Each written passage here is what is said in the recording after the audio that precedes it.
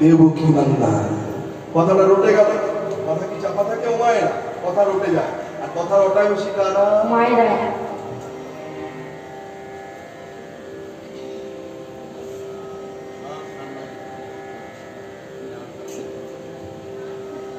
যারা রটায় তারা মুখে মুখে হাসছে।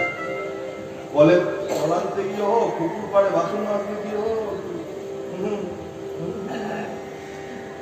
সংবাদপত্রের আগে ছোটে। এখন ইন্টারনেটের থেকেও আগে ছোটে। আরে বাবা, কোনো কথা যদি একটা পড়েছে, সেই কথাটা রটতে রটতে এলো কোথায়? ও মায়েরা, কার কানে? কোথায় এলো? হ্যাঁ, কার কানে এলো? দেখি কেমন শুনছে। এই যে চকল গোপাল বৈষ্ণব হলো, কথাটা রটতে রটতে কার কানে এলো? বলুন। হ্যাঁ, বইয়ের নাম কি? কি নাম? নাম ভুলে গেছে? নিস্তারিণী। যেই না কানে গেছে, মাকে ডেকে বলছে, মা মা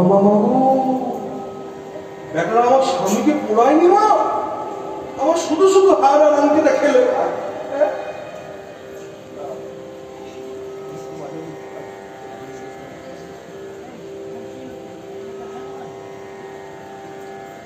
বেটারা শুধু শুধু আমার হার আর আংটিটা খেলে। ও মা, এতদিন শুধু শুধু আমি বেদবা সেজে থাকলুম গো মা। এই কি বলছিস দাদা? যা, কবে তোর স্বামী মরে ভূত হয়ে গেছে? না, যা রটে তার তো কিছু না কিছু বটে বলো মা। লোকের মুখে শুনলাম কুষ্ঠ হয়েছিল, ফুলের পাটে প্রভুর কৃপায় কুষ্ঠ ব্যাধি থেকে মুক্তি পেয়েছে।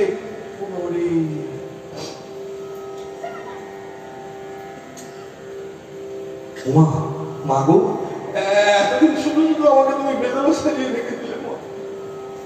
এই শোন, আমি থাকতে তোর কোনো চিন্তা নেই। কেন মা? তুই যেমন সাদা থানটা পরে আছিস, সাদা থানটা ছাড়, ছেড়ে একটা লাল পেড়ে শাড়ি পরে, এরকম একটা লাল পেড়ে শাড়ি, কপালে একটা বড় করে সিঁদুরের ফোঁটা, সিঁথিতে সিঁদুর দে, আর তাড়াহুড়ো করে শাখা নোয়া কোথায় পাই এক কাজ করতে হবে, আমারটাই পড়ে চলে যায়। গিয়ে যদি দেখিস তোর স্বামী, তাহলে তো সব মেনেই গেল। আর যদি গিয়ে দেখেছিস তোর স্বামী নয়, তাড়াতাড়ি কাছাকাছি কোনো সরোবর টরোবর দেখলে টুক করে ডুব দিয়ে মাথাটাকে ঘষে নিবি, আবার ওই লাল পেড়ে শাড়িটা ছেড়ে সাদা থানটা জড়িয়ে। নিস্তারিণী শুনেই বলছে, মা গো মা, তোমার মতো মা যেন জন্মে জন্মে পাই।